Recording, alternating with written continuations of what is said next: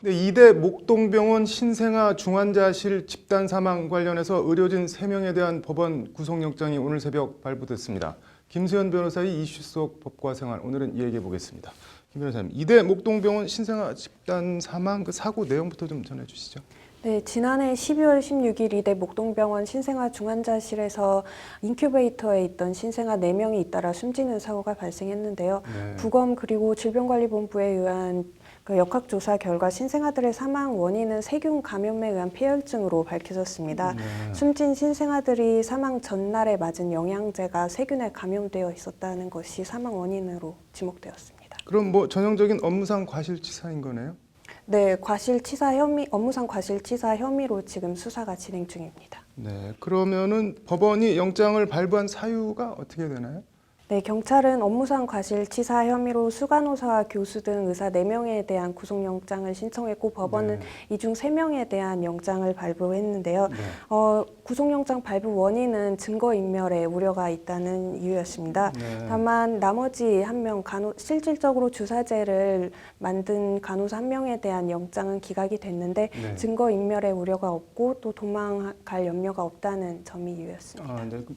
그럼 실질적으로 업무를 본 간호사가 아니라 뭐 수간호사 아니면은 뭐 신생아 중환자실 주치 이런 그러니까 관리 감독 책임이 있는 사람들만 구속이 됐다는 건가요?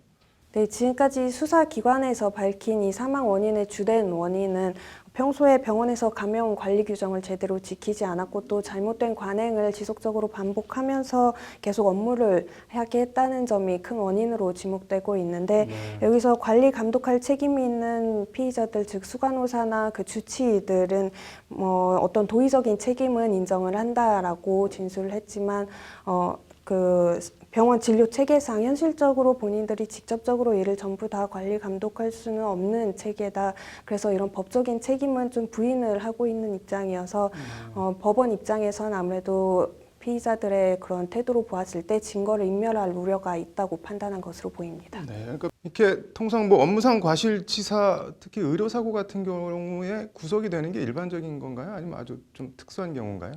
일반적이지는 않습니다. 왜냐하면 의사들이나 뭐 간호사들 이런 의료진들은 대부분 병원이라는 어떤 지속적으로 업무를 하는 그런 직장이 있고 네. 따라서 주거가 일정해서 도망갈 염려가 사실 없고요. 그리고 이런 면허 번호가 다 있기 네. 때문에 사실 도망갈 우려가 없고 또 수사기관에서 어떤 출석 요구를 했을 때 잘 출석을 하면 증거를 인멸할 염려도 없다고 수사기관에서 제대로 협조를 하고 있다고 판단을 하기 때문에 네.